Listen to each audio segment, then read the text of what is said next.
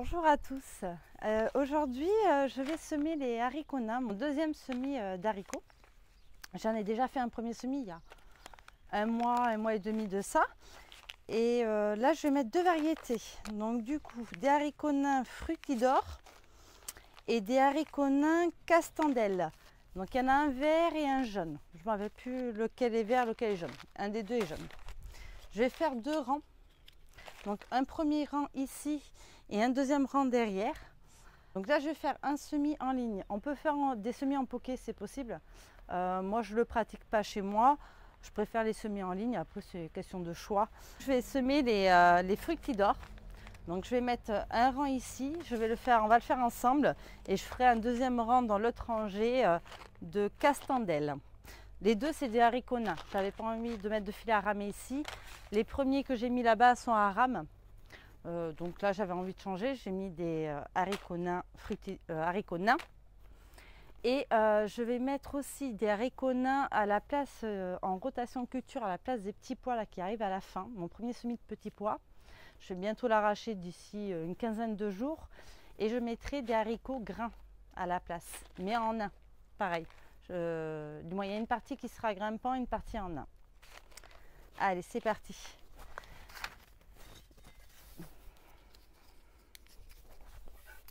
Du coup, on va tracer un sillon. Alors moi, ce matin, j'ai désherbé. J'ai préparé déjà. Donc, j'ai désherbé, j'ai arraché les mauvaises herbes. J'ai gratté un petit peu en surface, juste pour que ça soit un peu plus meuble. Je remue pas ma terre, donc j'ai rien bêché. J'ai juste gratouillé, émietté la terre en surface et arrosé hier soir pour que ça soit un peu humide. Comme ça, je dis, il y aura déjà un peu d'humidité pour faciliter la germination. En sachant que les haricots, si on veut aussi pour accélérer un petit peu la germination, on peut les laisser tremper 12 heures dans de l'eau. Donc là, je fais un petit sillon. Alors pas trop profond, c'est des à peu près 2 fois la grosseur de la graine, à peu près. Alors je fais des semis décalés pour pas avoir en fait toute la production en une seule fois. On met en conserve aussi, on conserve au congélateur, mais je préfère décaler, ça fait un peu moins de travail aussi d'un coup en fait. Donc là j'étale mes récoltes, je préfère. Après, moi, le potager, c'est en plus. J'ai un travail extérieur. Donc, je fais ça vraiment en plus sur mes jours de repos, le soir. Le but de mon jardin, en fait, c'est de nourrir ma famille, en fait. Le but d'un jardin, c'est de faire un potager, c'est pour se nourrir, nourrir sa famille et se nourrir plus sainement, quoi. J'entends dire, moi je mets des produits chimiques, je mets ci, je mets là, je mets de l'engrais chimique, je mets des pesticides, ça sert à quoi? Autant aller, pas se casser la tête et aller en grande surface, vous aurez la même chose. Si c'est pour faire un potager et employer des choses nocives et dangereuses pour la planète, autant qu'ils aillent en grande surface, pas se casser la tête à faire un potager pour ça, quoi. Donc moi, je sais pas, je comprends pas le but. Moi, si je fais un potager, c'est pour manger mieux, plus sainement et pas employer de produits chimiques. Sinon, dans ces cas-là, je ne m'embête pas, je vais en grande surface. Il y a ce qu'il faut. Après, c'est que mon point de vue. Du coup, alors moi, je prends souvent chez La Bonne Graine. J'aime bien ce semencier. J'ai vraiment des taux de germination très très importants. J'ai jamais eu à me plaindre de leurs graines. Donc du coup, en fait, je prends les graines chez eux souvent. Allez, c'est parti. Donc là, je sème en ligne. Moi, je me casse pas la tête. Je sème un peu de rue. Bon, c'est pas très grave. Je sème en ligne, en fait. J'éparpille un petit peu, mais je mets pas une graine tous les 2-3 cm. Même si c'est serré, ça pousse très bien. Donc, c'est pas très grave. J'essaie quand même que ça soit en ligne. Parce que ça, c'est juste pour le désherbage. C'est plus simple quand même quand c'est dans la même ligne. Pour désherber autour.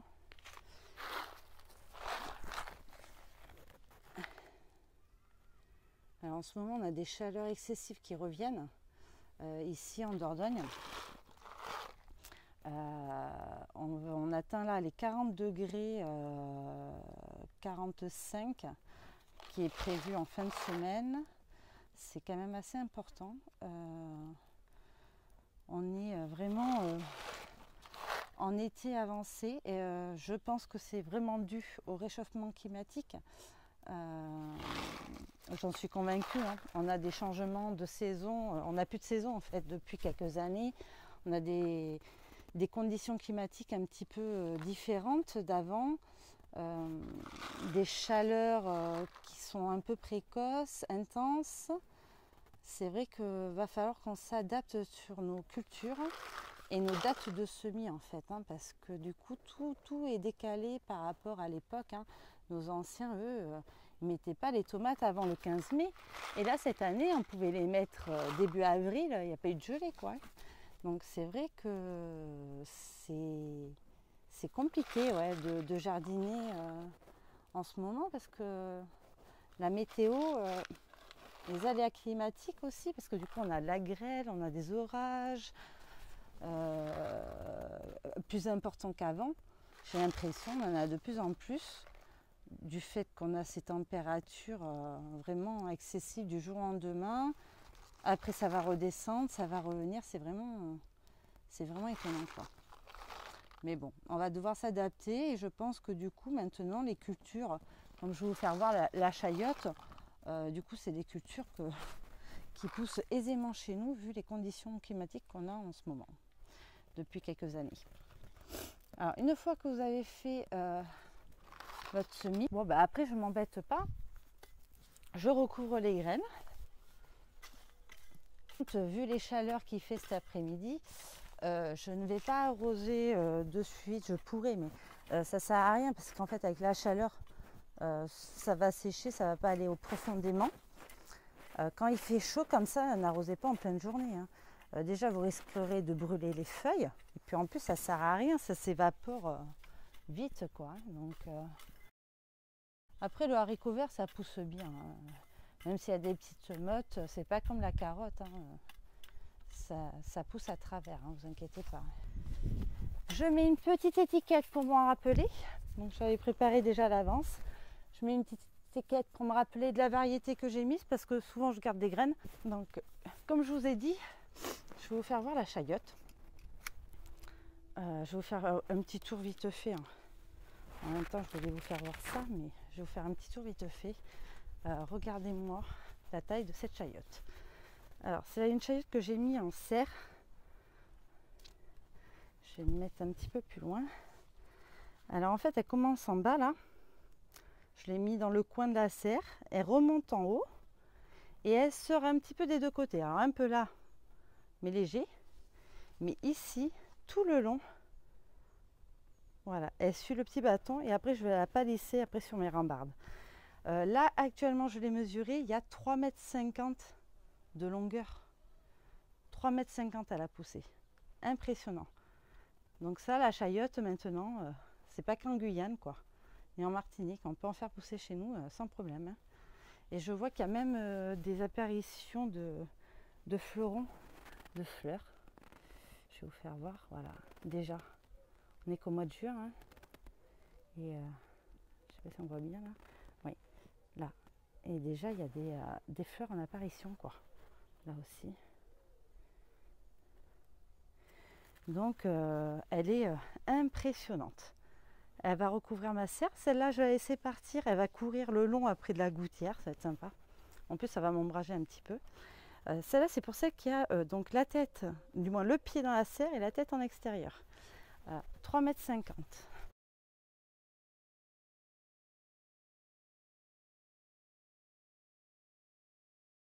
Et là, vous avez celle que j'ai plantée en même temps, mais qu'en extérieur. Et vous voyez qu'elle est beaucoup moins longue. Les plus hautes font 1,50 m. Donc elle est très jolie et très touffue, hein, il n'y a pas de souci, hein. Mais elle est beaucoup moins longue que l'autre. Et là, on n'a pas de départ de fleurs, hein. Il n'y a aucune fleur. en apparition. Donc du coup, c'est super bien de mettre le pied en fait de la chayotte à l'intérieur, le faire sortir. J'ai l'impression que ça avance beaucoup la culture et ça lui plaît énormément. Donc à suivre, mais je pense que ça sera quelque chose que je vais refaire. Ensuite, bon, tout se développe très très bien. Hein.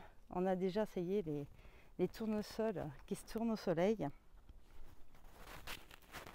Hop. Et les maïs qui apparaissent. Alors ça c'est du maïs à popcorn, je l'avais semé assez tôt. Donc là il y a les épis qui apparaissent.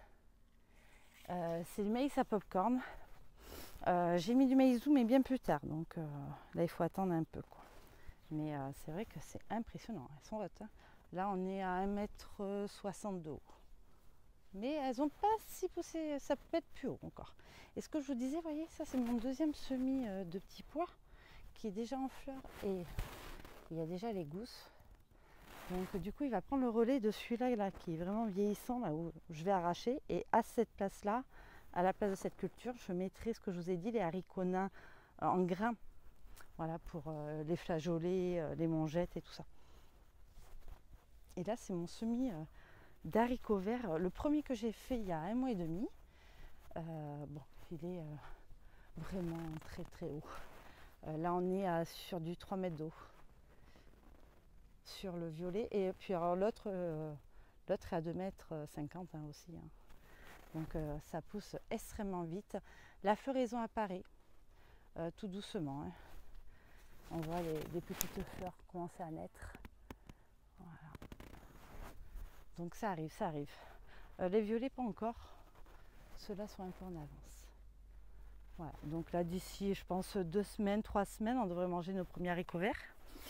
Et l'autre semis du coup prendra le relais après dans la saison. Voilà. Et bien je vous dis à très bientôt. Pensez à ombrager vos serres. Là il ne faut pas laisser les serres chauffer trop, hein, avec ces températures annoncées. Pensez à les ombrager. Pensez aussi à continuer vos semis, parce que là on est au mois de juin, il faut continuer les semis, prévoir les semis d'automne aussi. Hein. Il faut s'y mettre si vous voulez aussi faire des légumes cet automne et cet hiver. Et essayez d'ombrager un maximum vos plantes, surtout les plantes qui ne supportent pas la chaleur. Et essayez aussi au maximum d'arroser le soir tardivement plutôt que le matin. Le matin ça a tendance à s'évaporer, donc arrosez plutôt le soir tardivement. Bon jardinage à tous, à bientôt.